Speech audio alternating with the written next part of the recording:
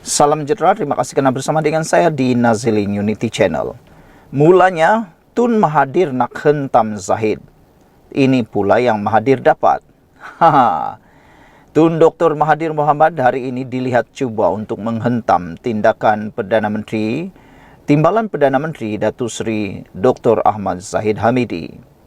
Namun bekas Perdana Menteri sebanyak 2 kali itu hanya mengundang kecemuhan dan sindiran orang ramai. Mahathir menerusi platform X mengeluarkan kenyataan mengaitkan Ahmad Zahid Hamidi dengan bukan sahaja disiasat tetapi sebenarnya didakwa dan dibicarakan di mahkamah.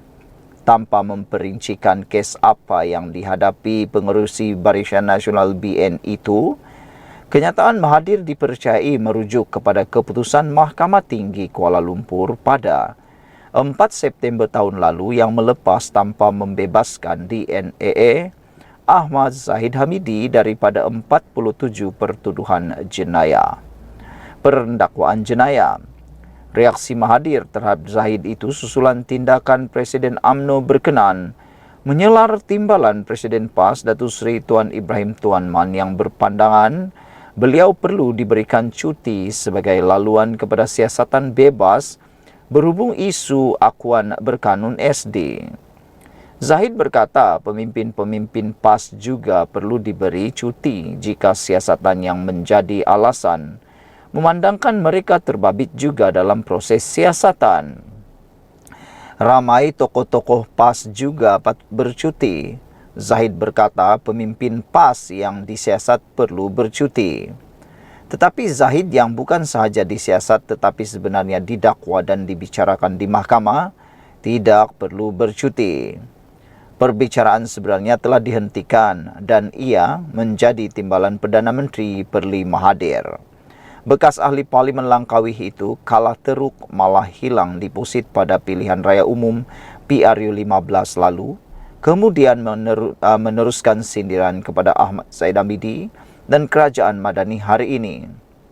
Kata Mahathir, itulah Malaysia hari ini. Jika anda didakwa di mahkamah, lantikan diri anda sebagai timbalan Perdana Menteri dan pertuduhan akan digugurkan, kata Mahathir.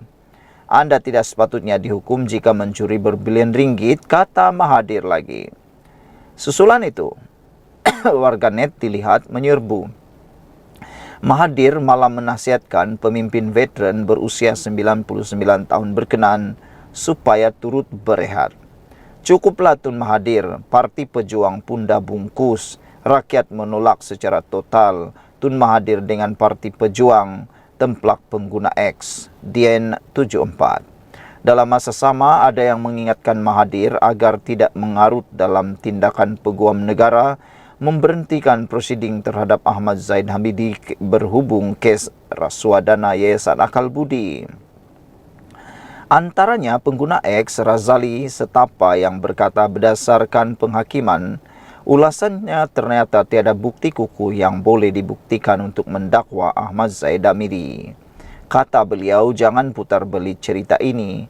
Ini adalah kerakusan mereka yang hatinya hitam dalam merosakkan imej serta kerjaya orang. Ingat Allah Maha Kuasa, setiap perbuatan akan dibalas setimpal, katanya di ruangan komentar kenyataan Mahathir itu. Tidak kurang juga mempersoalkan bekas pengerusi Parti Pribumi Bersatu Malaysia Bersatu berkenan mengenai ucapan takziah kepada keluarga pengendali laman web Malaysia Today Raja Petra Kamarudin. Kata mereka, Raja Petra meninggal dunia, takkan tak ada ucapan takziah apa-apa ke soal seorang netizen pula. Sekian dulu untuk kali ini, jangan lupa tinggalkan komen anda. Salam sejahtera, terima kasih kerana bersama dengan saya di Nazilin Unity Channel. Sekali lagi, Anwar Ibrahim buktikan beliau bukan Perdana Menteri yang cakap saja. Walaupun baru-baru ini timbul spekulasi paling panas apabila melibatkan Khairi Jamaluddin mengejek Anwar Ibrahim dengan parodi. Hari ini saya jadi Perdana Menteri, besok turun harga minyak. Itu yang menjadi seperti parodi yang dibuat oleh KJ. Nampaknya tindakan KJ makan diri sendiri apabila Hot FM kini dikecam habis-habisan oleh netizen. Dan pada masa yang sama, betul-betul Anwar Ibrahim menurunkan harga minyak. Hari ini disahkan penurunan harga minyak paling besar setakat beberapa bulan atau tahun ini, yaitu kini harga diesel RON 97 turun lagi 15 sen. Ini satu penurunan harga minyak yang sangat besar. Jika ditambah dengan penurunan sejak beberapa minggu yang lepas, sudah mencecah hampir 30 sen. Harga runcit bagi petrol RON 97 dan diesel di Semenanjung turun sebanyak 15 sen lagi, dengan masing-masing ditetapkan pada kadar RM3.25 seliter dan RM3.01 seliter, manakala RON 95 kekal pada kadar RM2.05 seliter untuk tempoh 12 hingga 18 September ini. Bagaimanapun, harga runcit diesel di Sabah, Sarawak dan Labuan kekal pada paras RM2.15 seliter. Kementerian Kewangan MOF menerusi satu kenyataan berkata, pengurangan harga runcit kedua-dua jenis bahan api itu selaras dengan penurunan harga pasaran minyak mentah dunia dan pengukuhan nilai ringgit. Sejak 8 Ogos lalu sehingga kini, kerajaan telah menurunkan sebanyak 34 sen seliter bagi harga runcit diesel di Semenanjung, manakala harga runcit petrol RON 97 turun 22 sen, kata kenyataan itu. Menurut kenyataan itu lagi, penetapan harga runcit produk petroleum secara mingguan adalah menggunakan formula mekanisme harga otomatik APM. Kerajaan akan terus memantau perkembangan pasaran dan menyelaras harga dengan mengambil kira pergerakan harga pasaran minyak global dan menyokong kestabilan harga bagi memastikan kebajikan dan kesejahteraan rakyat terus terpelihara, katanya lagi. Pada Jun lalu, kerajaan mengumumkan harga diesel dijual pada RM3.35 seliter di semua stesen minyak di seluruh Semenanjung, susulan dasar penyesaran subsidi sebagai satu langkah mengukuhkan fiskal negara dan membentras penyeludupan bahan api itu ke luar negara. Diucapkan tahniah atas tindakan luar biasa PMX Kerajaan Madani ini. Salam sejahtera, terima kasih karena bersama dengan saya di Nazlin Unity Channel. Isu paling hangat dalam media sosial sekarang ini berkait dengan politik juga ialah apabila melibatkan Khairy Jamaluddin. Khairy Jamaluddin seakan-akan lupa di mana beliau berada. Khairy Jamaluddin seakan-akan lupa, kata netizen, bahwa beliau kini tiada lagi apa-apa kapasiti dalam politik Malaysia. Dan yang paling teruk sekali, dia lupa bahawa dia adalah DJ. Ini apabila akibat mulut KJ, habis Hot FM kena serang. Ini apabila tindakan beliau cuba mengejek Anwar Ibrahim, Perdana Menteri Malaysia. Ada netizen kata, kalau beginilah tindakan Hot FM, apa kata boikot saja Hot FM ataupun haramkan saja, kata mereka. Apa pendapat anda semua? Stesen radio Hot FM menjadi sasaran serangan pengguna media sosial selepas Khairy Jamaluddin membuat parodi politik, mempersenda Perdana Menteri di konti radio. Stesen radio milik Media Prima Audio MPA itu melantik KJ sebagai salah seorang penyampai radio bersama-sama dengan Farah Fauzana, AJ dan Johan. Dalam satu hantaran rakaman berdurasi 38 saat, KJ mempromosi dirinya untuk diundi sebagai penyampai radio popular Anugerah Bintang Popular BH ke-36.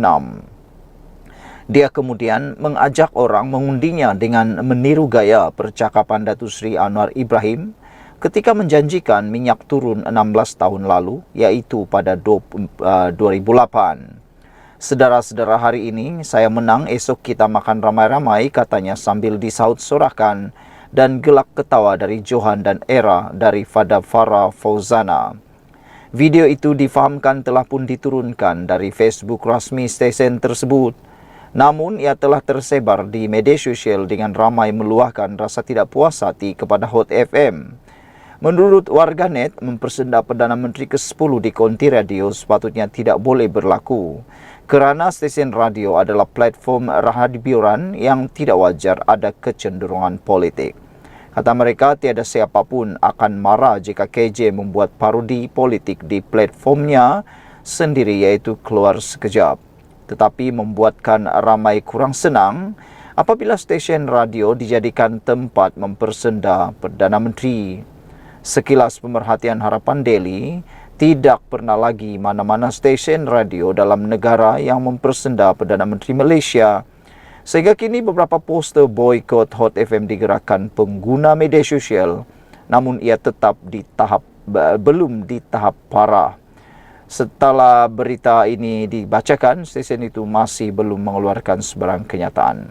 Sekian dulu, kita jumpa lagi. Tinggalkan komen Anda. Salam sejahtera, terima kasih kerana bersama dengan saya di Nazilin Unity Channel. Bersatu, Muhyiddin Yassin kini dalam kritikal. Manakan tidak? Kelihatan sekarang, PAS seolah-olah bakal mengambil alih kepimpinan Perikatan Nasional. Dengan pendedahan seperti ini, nampaknya Muhyiddin Yassin Parti Bersatu sudah tidak mempunyai tempat taring lagi untuk menunjukkan kepimpinan dalam Perikatan Nasional. Mau bercakap untuk Muhyiddin Yassin menjadi Perdana Menteri buat kali kedua, itu kini seakan-akan menjadi mimpi yang tidak akan tercapai lagi. Karena PAS sekarang sudah mempunyai senarai calon Perdana Menteri yang boleh dikata layak dan memang boleh diangkat. Rata-rata penganalisis politik meramalkan Muktamar PAS kali ke-70 yang bermula hari ini akan membangkitkan isu PAS mengambil alih kepimpinan Pakatan Pembangkang Perikatan Nasional PN. Ahli Majlis Profesor Negara Azmi Hassan berkata, waktu untuk PAS mengambil alih jawatan Ketua Pembangkang sudah tiba. PAS perlu menggunakan strategi untuk mendapatkan jawatan tersebut, memandangkan Bersatu berdepan masalah dalaman dan presidennya mempunyai kes di mahkamah, katanya kepada lapor FMT. Ketua Pembangkang sekarang ialah Datuk Hamzah Zainuddin yang juga adalah Setiausaha Agung Parti Bersatu. Perikatan Nasional diketuai oleh Presiden Bersatu Tan Sri Muhyiddin Yassin yang berdepan tuduhan di bawah akta hasutan kerana mempersoal kewibawaan agung ke-16 dalam pelantikan Perdana Menteri ketika kempen pilihan raya negeri kecil Nenggiri. Penganalisis Zairini Azmi dari Universiti Sains Malaysia juga senada dengan Azmi dalam isu ini. Muktamar PAS ke-70 berlangsung mulai hari ini sehingga 15 September di Kerdau, Temerloh, Pahang. Saudara-saudara sekalian, dengan pendedahan dan juga pembongkaran seperti ini, nampaknya Parti Bersatu kini dalam bahaya besar. Kalau benar PAS mengambil alih kepimpinan dalam Perikatan Nasional, maka makin bahaya dan makin tergugatlah kekuatan Parti Bersatu. Buktinya ketika pilihan raya Nenggiri, calon pada Parti Bersatu adalah seakan-akan ditentukan oleh PAS. Senarai calon yang dicalonkan oleh Parti Bersatu telah ditolak oleh PAS dan dicalonkan pula calon daripada PAS yang celup. Itu belum PAS mengambil alih kepimpinan Perikatan Nasional. Bayangkan kalau PAS sudah mengambil alih kepimpinan Perikatan Nasional, sejauh mana Parti Bersatu masih mampu bercakap dan sejauh mana Parti Bersatu masih boleh bernafas. Yang pastinya, kepimpinan Muhyiddin Yassin kini mula dipersoalkan. Seakan-akan beliau sudah tidak lagi relevan. Yang pastinya, adakah Hamzah Zainuddin yang akan mengambil alih pula kepimpinan daripada Muhyiddin Yassin? memandangkan Muhyiddin Yassin sekarang ini dalam bahaya berkait dengan tuduhan akta hasutan kerana mempersoal kewibawaan agung selain daripada kes-kes mahkamah beliau yang lain.